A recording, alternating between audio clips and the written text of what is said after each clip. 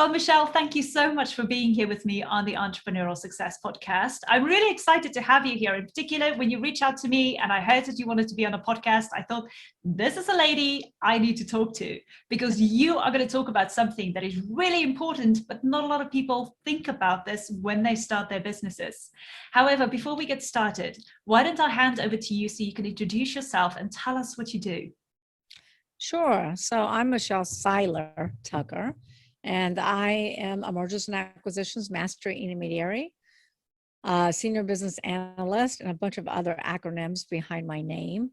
I specialize in buying, selling, fixing, growing businesses. I've been in this industry for a little over 20 years. I've personally sold over 500 companies. My company has sold altogether probably a little over 1,000.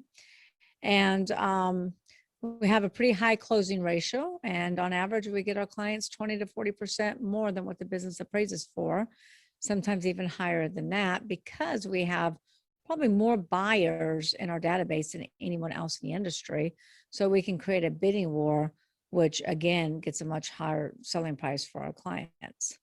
That is so, so interesting. And I'm sure, as you said, that some people were like, what? How, hold on, how is that even possible? But I think this is the thing that really excites me as to how did you get into this? You know, what was that journey like for you? How did you get started with this kind of industry, and how did that lead to where you are now? Yeah. So I never as a little girl thought, oh, I'm going to sell businesses one day. As a little girl, I wasn't your typical little girl. I never played with dolls. I never played with toys. I would walk around with a notebook and I would walk up to a complete stranger and start asking them questions and ask them, well, who are you? What do you do? How do you do it? How did you get into it? Even at a very young age, I started doing that. So my mom always thought I was going to be like the next Barbara Walters. But I've always been inquisitive. I'm a people person. And I always knew I wanted to be an entrepreneur, that I would always own my own businesses. Number one, I don't like to be told what to do. That's a big pet peeve of mine. So I don't make a good employee. And so I've owned many different businesses in many different verticals. I also did franchise sales, franchise development, franchise consulting, where I had equity in franchisors businesses. And one day, I kept having buyers come to me and say, well, do you have any existing businesses to buy? I don't want to buy a franchise, especially a new franchise. And I kept saying, no, no, no. And I'm all about law of attraction. So I'm like, you know what? I need to be saying yes, yes, yes. So that's really when I started my mergers and acquisitions firm, and just really transitioned from selling new franchises and doing consulting and franchise development into selling existing businesses. And then when I transitioned into selling existing businesses, I learned very quickly that what Steve Forbes says is true. 8 out of 10 businesses will not sell. 80% of companies will not sell. And Steve Forbes endorsed my book, Exit Rich. And I'm like, gosh, if I don't fix these businesses, tweak them, put them on a build to sell path, then I'm probably going to starve to death, because 80% will not sell. So that's really when I started fixing businesses, put them on a build to sell platform. I partner with business owners, investing my money, time, energy, resources. And like I said, put them on a build to sell platform for 3 to 5 years. I buy businesses and flip them, merge businesses and sell businesses. And that's my story. That is incredible. That is an incredible story. And what I love about it is just one thing led to another. And you were just like, hold on a market. 80% of businesses don't sell. I need to fix this. I love that. So I think this is the thing that I want to talk about, which really excites me, because I know not a lot of people think about this when they start their businesses. You mentioned that there's 2 strategies that you want to share here today about what people need to do when they start their businesses, about, at the end of the day, they need to make sure that they build a sustainable and a scalable and a sellable business. But not a lot of people think about it in that sense. So what are the 2 strategies that you would like to share? So the very first strategy is to start with the end in mind. Have you heard of Stephen Covey? Yes. Oh, yes. Start with the end in mind. So I call this an Exit Rich, my GPS exit model. And all business owners should plan their exit from the beginning of starting or buying a business. Again, 80% of businesses don't sell. One of the number one reasons that businesses don't sell is because business owners never think about their exit strategy until a catastrophic event has occurred. And that could be an internal or an external catastrophic event. Internal meaning health issues, partners dispute, divorce, death. External is this pandemic that we've been in for the last year and a half. And the worst time to sell your business is during a crisis, is during a pandemic, because your business is typically turning downward and not doing as well. So the best time to sell your company is when your company is thriving, when it's trending up, when it's in its prime. Now, a lot of business owners don't want to sell when it's in its prime because they're like, oh, it's doing so great, it's making so much money. And they just want to hold on to it. But what goes up must come down. Mm-hmm. So you really need to plan your exit from day one. So we call this the GPS exit model. So Henriette, when you want to drive somewhere in England, what do? You pull out your phone, you go to Google Maps, and what do you plug in? Well, mostly the postcode or the zip code, as you call it in the US. Destination, the address. Yes. You plug in your destination, where you're going to, where you're driving to. If you don't plug in your destination, you're going to be driving around in circles and end up nowhere. Mm-hmm. And that's what happens to business owners. They don't have a destination. Business owners don't plan to fail, they fail to plan. So business owners must have a destination. So you need to pick a number that you want to sell your business for. Mm-hmm. And a lot of business owners get hung up on a number. Don't get hung up on the number. It's just a number. Pick a number. You can tweak it along the way. So let's say your destination is to sell for $10 million. Okay, great. Now we have a destination. What does the GPS need to know next? It needs to know your current location, where you're starting from. So in other words, it needs to know your current valuation, what your business is worth today. Now, I don't know about England, but in the United States, most business owners have no idea what their business is worth. Most business owners have never even gotten a business valuation done. Mm-hmm. And that's financial suicide. We go to the doctor once a year to make sure our heart's still ticking and we're still kicking. We drive our car to the shop to make sure we get an annual tune-up, but we never get an annual business valuation checkup. Mm-hmm. That's financial suicide. There are events that increase valuation. There are events that decrease valuation. So every year, like this pandemic is a perfect example of that. Yeah. Every year you want to know what your business is worth. Your business is your most valuable asset. We have to treat it as such. So let's say you want to sell for $10 million as your destination. Your current location evaluation is, let's say it's $1 million. Now you need to know time frame. How long is it going to take you to grow a $10 million company? Let's say 10 years. So your business is worth 10, you want to sell your business for 10 million, it's worth 1 million, you're going to do this in 10 years. The next thing you need to know is who are your buyers going to be? There's 5 types of buyers. So 90% of buyers are first-time buyers. They don't buy $10 million companies. They buy small businesses. Mm-hmm. So we can roll them out. Second type of buyer is turnaround specialists. They buy underperforming assets. They don't spend millions on a business. The third type is PEGs, which is private equity group. They buy based upon EBITDA, which is earnings before interest, taxes, depreciation, and amortization. The fourth type of buyer is competitors and strategics. Competitors and strategics will most often pay the highest multiple because they're buying synergies that can help catapult their current business to the next level. Plus, they're taking advantages of economy of scale. Plus, a lot of times they can actually cut cost in the infrastructure and roll the business into their current infrastructure, which can increase EBITDA from day one. Then the last type of buyer is a sophisticated entrepreneur, a serial entrepreneur. They are industry agnostic. They chase EBITDA, they chase cash flow. So out of the 5, 3 of them will be right for a $10 million business. So now you need to reverse engineer your plan. Say, okay, well, if I want to sell for $10 million, where's my gross revenues need to be? Where's my COGS need to be? Most importantly, where does the EBITDA need to end up at? To sell for $10 million, you need an EBITDA of around 2 million. So then you also have to reverse engineer it and ask yourself and do the research or call somebody like me and say, okay, well, what type of synergies are these buyers looking for? What are they willing to pay more money for?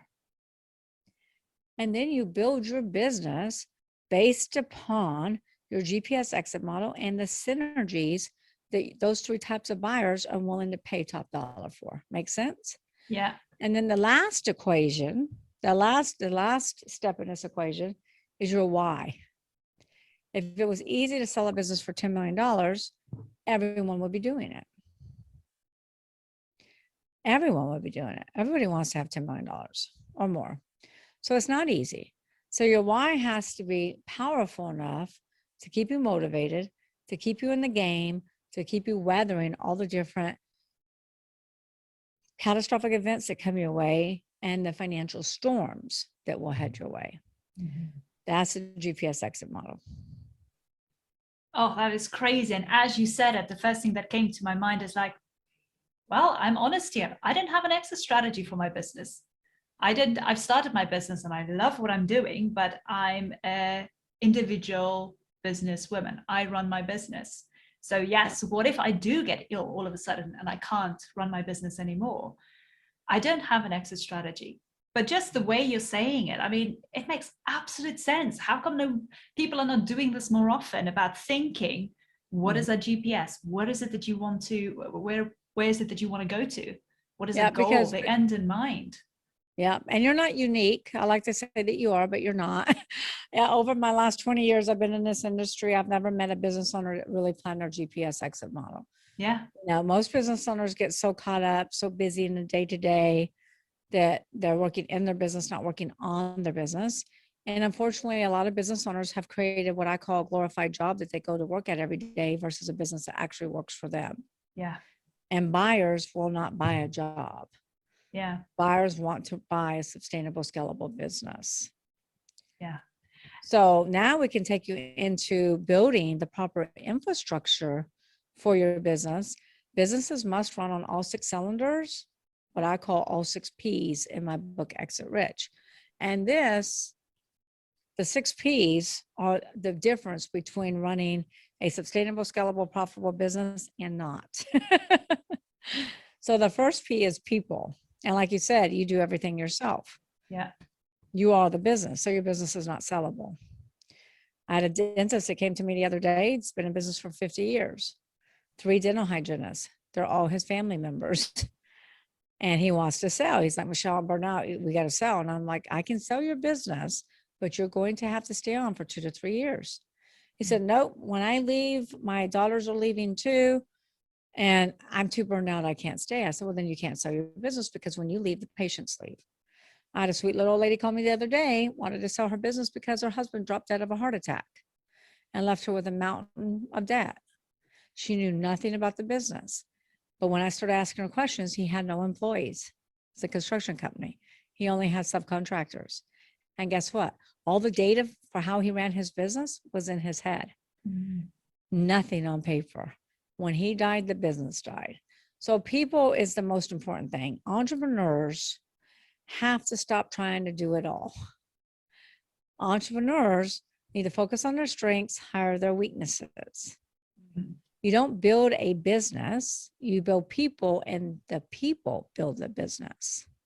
So you need to hire the right people in the right seats. And then you need to ask the who question, Henriette. Who opens the door? Who handles customer service, accounting, marketing, logistics, manufacturing, transportation, environmental, quality control? The list goes on and on. The clue here is that you should never be next to the who. Because you want the business to run without you. And one of the biggest reasons that businesses are not sellable is because the business is 1,000% dependent upon the owner. Yeah. We take the owner out of the equation, there is no business. So the second P is product. So product is your product, your industry, your service. You know, and this is a huge P too. And this is another reason that so many businesses go out of business. When I wrote my very first book in 2013 called Sell Your Business for More Than It's Worth, I did the research and learned that 95% of all startups from 1 to 5 years will go out of business. That's common knowledge. We all know that. However, when I wrote Exit Rich, in 2019 and 2020, I did the exact same research. And I learned that the business landscape has changed dramatically. It's actually flip-flopped. Now only 30% of startups will go out of business. Only 30%.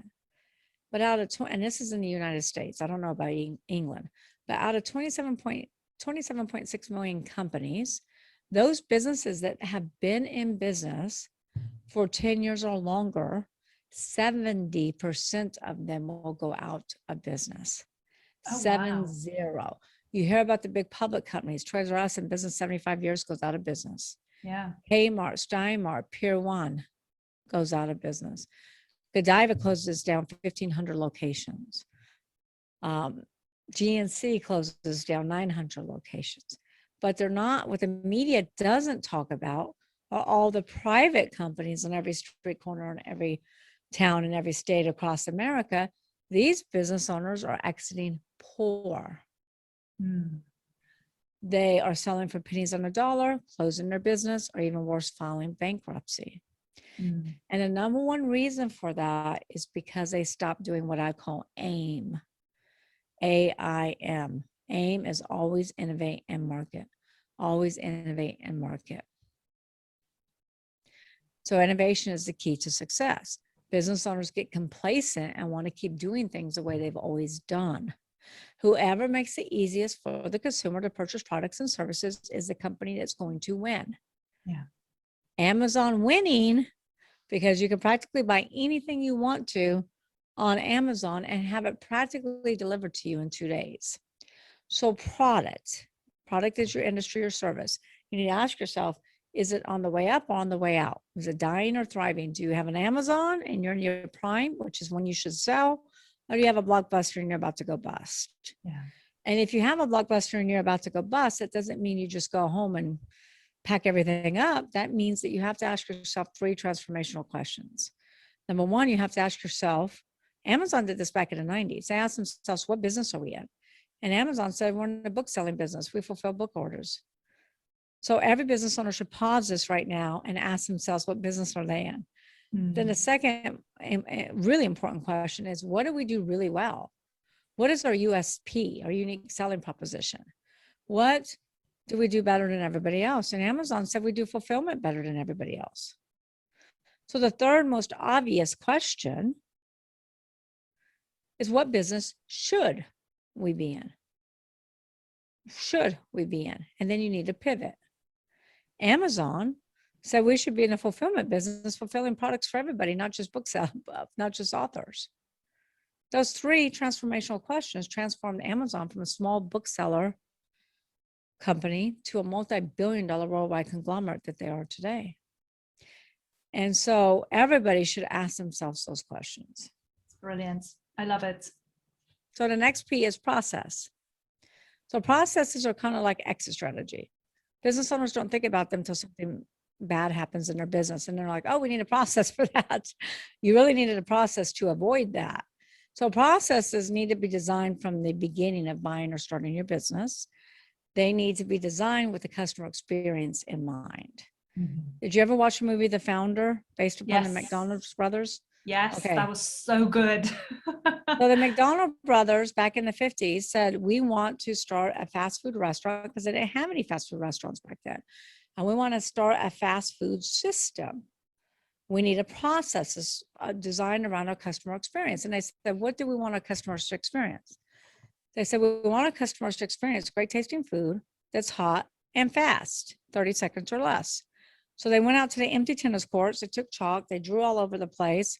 They all kept bumping into each other until they finally figured out who takes the order, who toasts the buns, who puts the burger on a bun. Who puts the 2 pickles on a bun and then hands it to the client 30 seconds or less. Those processes are why you can eat at a McDonald's anywhere in the world and receive the exact same experience. It's also why they can fire somebody and hire someone new and have them trained up and running within 30 minutes. So processes must be designed with the customer experience in mind. This is where most business owners get it wrong. Most business owners design their processes around their own agenda. They design their hours of their business around what hours they want to work. Have you ever dealt with a company where you're trying to get your problem resolved and you call the company and you have to go through like, 12 different prompts to actually get a person online. And then you have to tell your story. They're like, hold on, let me transfer you to somebody else. And then they transfer you and you have to talk to like 5 different people before you ever get your problem resolved, right? Yeah. That So happened are quite a those few times. processes designed with the customer experience in mind? No. No. And here's the bottom line. Processes need to be designed to create raving fans, Yeah. to create wow customer experiences. Because if you don't create wow client experiences, then your competitor will be happy to do it for you. And then they also must be productive, efficient, and well documented. You got to have policy and procedure manuals. And here's the deal. You update them all the time. You should have them open.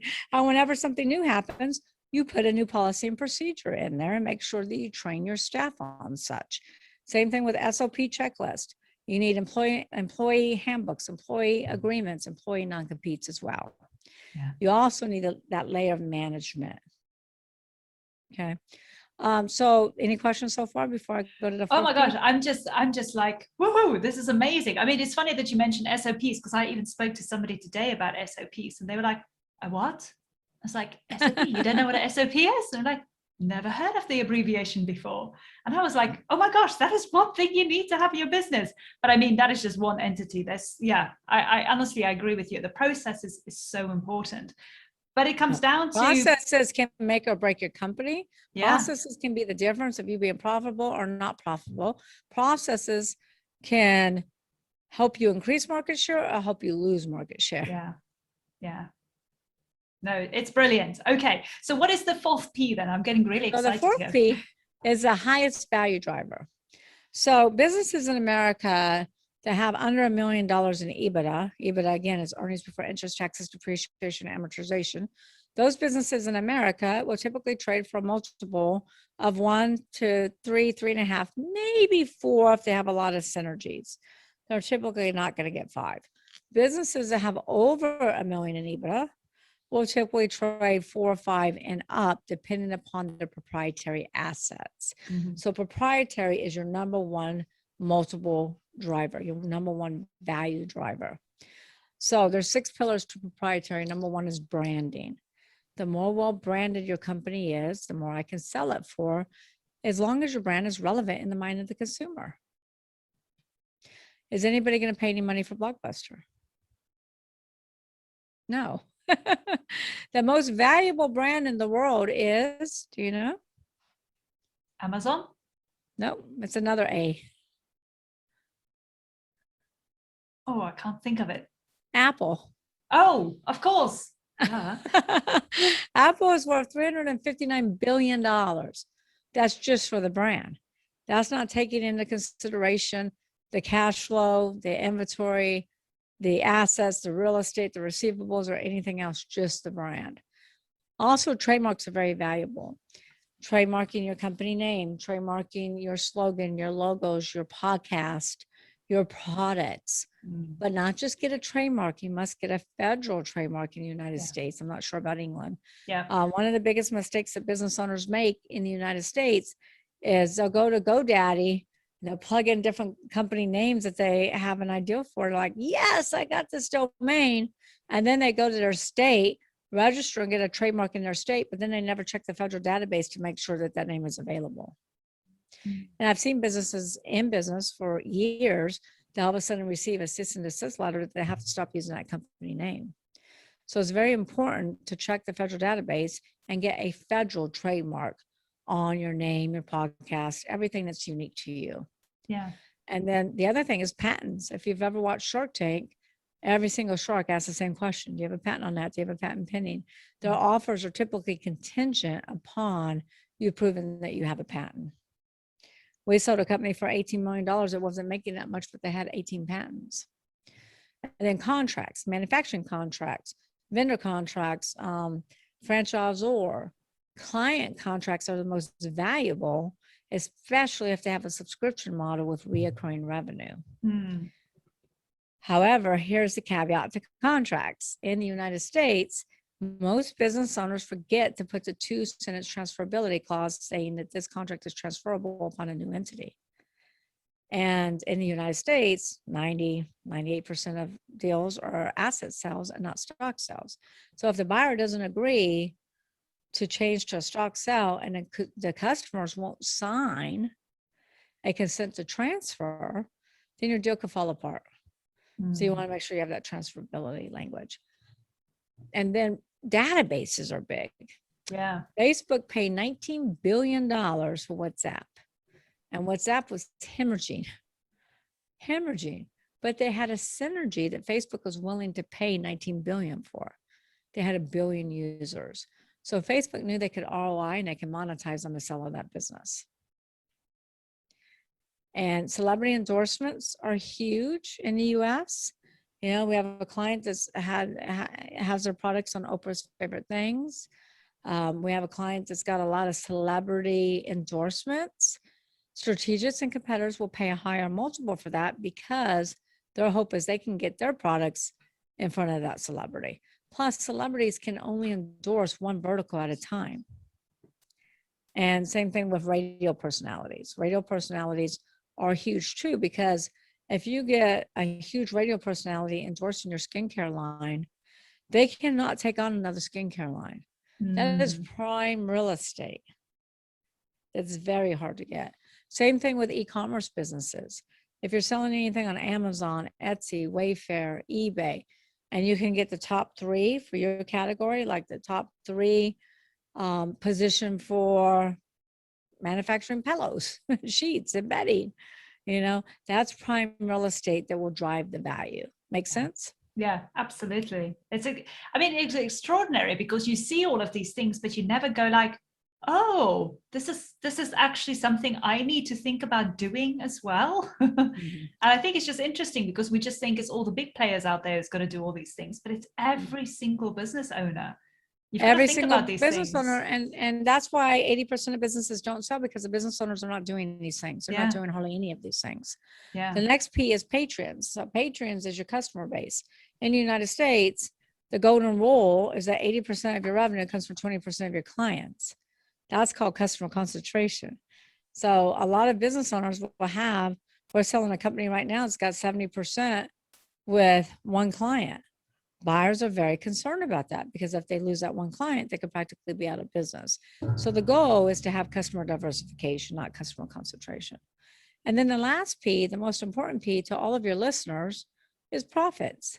We're all in business to make money. However, lack of profits is never the problem. I have clients that come to me all the time and say, Michelle, I have lack of profits. You know, I have this huge problem. I'm not making any money. I'm like, that's not your problem. That's your symptom. That's your symptom because you don't have the right people in place or you don't have the right processes. So lack of profits is never the problem. It's a symptom of not operating on one of the other 5 Ps. If you're operating on all 5 Ps, I can promise you, you will be profitable.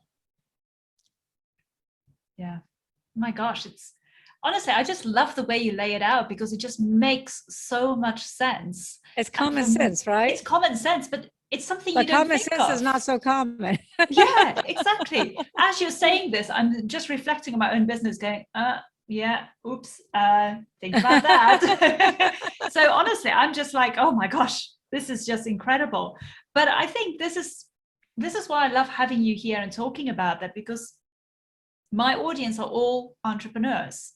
And I would like to just know from everybody listening to this right now, is just, have you thought about any of this? Have you thought about an exit strategy, about what it is that you actually want to achieve at the end of the day with your business? And have you thought about building your business on all 6 cylinders? I think that would be a no. That would be definitely a no. But no, this is just extraordinary because I love the way you lay it out and how you're making it so easy. But I think one of the most astonishing things, as you mentioned it, is, as an example, you said that, you know, your GPS exit model, thinking about the buyers out there. I didn't know that there are like 5 different buyers, as an example. I would just think, is anybody who would be interested? And maybe so many other people would have that same kind of concept about it. So, you know, it just comes back together where you're just like, there's a lot more to it. But I think also at the same time, even though for businesses now running who haven't gone through this process, who don't have an exit strategy in mind, it's still not too late, I guess. to do it, No, to it's get you it in know what? play. It's not too late. It's never too late. But you got to start now. You can't keep putting it off and putting it off, putting it off. Yeah. And so many business owners just really treat their business as a hobby, or they look at their business as, oh, it's my baby. Your business is not your baby. You know, really, business owners need to change their mindset. Your babies are at home. Go home, hug them, kiss them. Your business is your most valuable asset. Treat it as such. Build it as such. Yeah. Yeah. Oh my gosh, no, this is so interesting. But I wanted to ask you a little bit about your book. Tell us about the book, because the book is called Exit Rich. And some of the things you mentioned here is also in the book. But talk to me a little bit about the book, because I'm fascinated by that as well. Sure. So the book Exit Rich has been endorsed by Steve Forbes, who said Exit Rich is a gold mine for entrepreneurs as they leave way too much money on the table when they go to sell their business. Sharon Lechter is my co-author, who wrote Rich Dad Poor Dad with Robert Kiyosaki. She's a 5-time New York Times bestselling author. She is a CPA and financial literacy expert and the advisor to many different presidents. And her husband is an intellectual property attorney, which is even better. So she writes the Mentor's Corner after each chapter, giving her perspective based upon her decades of experience. Mm-hmm. And then Kevin Harrington, the original shark on Shark Tank, he wrote the forward for Exit Rich. And we have testimonials from like Jack Canfield's Chicken Soup for the Soul, Mark Victor Hansen, Brad Sugars, who owns Action Coach. So a lot of great testimonials. But Exit Rich is all about, from the beginning, building your exit from the beginning. It also has a chapter really dedicated to soul searching. The psychology of figuring out when is the best time for you to sell. Yeah. And it has different exercises and tests that you should take to get your mindset right. And it's also about planning your beginning strategy before you finalize your exit strategy. Plus, it has a seller sanity check in there as far as what's the most important stuff to you. And of course, it covers the GPS exit model and all the 6 Ps. But there's also the other half of the book that we'd even talk about that gets into evaluations, how businesses are evaluated, financials needed, what owners should be doing to clean their financial house. And then it also talks about, packaging the business for sale, marketing the business for sale, finding the right buyers, accepting offers and LOIs and going through due diligence, and how you negotiate with the different five types of buyers. The different buyers have different negotiables and non-negotiables. So you need to know what their negotiables and non-negotiables are. And then it talks about closing, on the sale of your business. And then it has the 20 questions you should ask an M&A advisor and the top 10 mistakes that business owners make. That's the book. So it's a lot of meat and potatoes of solid, common sense, practical strategies and tips that every business owner should implement today. I'm sold. I'm going to go get your book. Honestly, no, I think it's incredible because, like I said, this is one of those things that we know we need to think about, or sometimes we just, playing dumb and go like, nah, it's not really for me. Oh, we really don't know. Yeah. So it's a combination. We're just completely oblivious to it. So I would like to suggest for anybody who's watching this video now or listening to this podcast, by all means, go and get Michelle's book, Exit Rich. Because I think at the end of the day, I'm very curious. I want to go read about it just from this conversation we had. I want to go and look at my business from another perspective. I didn't have a goal in mind. I didn't have a GPS. I don't know where I'm going. I'm one single person in my business. And yes, I love it. And it's my baby. So I do need to change my mindset. But you have a job and not a business, right? That's the problem. As painful as it might sound. Oh, yes. And I love the fact that you said it, because when you said it, I'm like, oh, I should have heard that. I needed to hear that. So no, it's brilliant. So what we're going to do is we're going to put a link to the book in the show notes as well. So for everybody who wants to go and get your copy, don't hesitate, just go and get it immediately. But also, Michelle, I wanted to ask you, you've given so many different things here for us today. Is there any last words, any last tips that you wanted to give anybody? Sure. So 2 things. Number 1, I'll give a tip, and then I want to tell your listeners where to get the book. because it's in pre-sale. The book launches in June, and we have lots of extra value bonuses that we're giving away to anyone who buys the book before it launches in June. Perfect. Yes, so I'll give you the tip first. I'll give you the tip first. So one of the most important things that I think for entrepreneurs, business owners, especially, well, women and men, align yourself with an expert, align yourself with a mentor, but not just any expert, not just any mentor, somebody who has traveled down the road that you wish to go, somebody who's been there, done it, made the mistakes, and has huge success. Align yourself with an expert mentor, learn from their mistakes instead of your own. Yes. And they will shorten your path dramatically. It will shorten your path to success dramatically. You don't have to do this alone. Entrepreneurs love helping entrepreneurs. Business owners love helping business owners. The more successful an entrepreneur or business owner is, the more time that they have to give back and help other entrepreneurs become successful. Yeah, I love that. And so like now, so now I'll tell everyone about the specials. So Exit Rich is launching June 22nd. However, you don't have to wait till June 22nd to start reading Exit Rich today. You can go to exitrichbook.com for $24.79. We will email you the digital download immediately. We will send the hardcover to your doorstep to anyone who lives in the United States for no additional shipping. Outside the United States, you know that's additional shipping. And we will give you a lifetime membership into the Exit Rich Book Club, where if you like what you're hearing here, there's a lot more video content and me doing deep dives in different strategies and techniques that I've been practicing over the last 20 years in the trenches, plus documents to operate your business, documents to sell your business, sample employee handbooks, non-competes, org charts. To sell your business, sample LOIs, letter of intents, purchase agreements, due diligence checklists, closing docs. These documents will cost you over $30,000 if you try to recreate. They're there for your review and your immediate download. And then we're also giving you a 30-day membership into Club CEOs, which is a mastermind where we help business owners ask those transformational questions and help them build that sustainable, scalable, and when they're ready, sellable business. All for $24.79, probably less expensive than lunch. That is brilliant. Oh my gosh, thank you so much for making that available to the audience. I think it's just incredible. And like I said, you know, we're going to have the link in the show notes. So don't hesitate. Go and sign up for it right now, because I think you're going to get so much value from it. In a nutshell, I can just say, Michelle, wow, you know, it is just incredible. Your knowledge and your expertise. You know, I feel so fortunate to have had you here on the podcast, and I appreciate all the value you had offered to the audience. So thank you for your time, and thank you for being here and just enlightening us all, which I think a lot of us are going to go like, ooh, we've got some thinking work to do now. Yeah.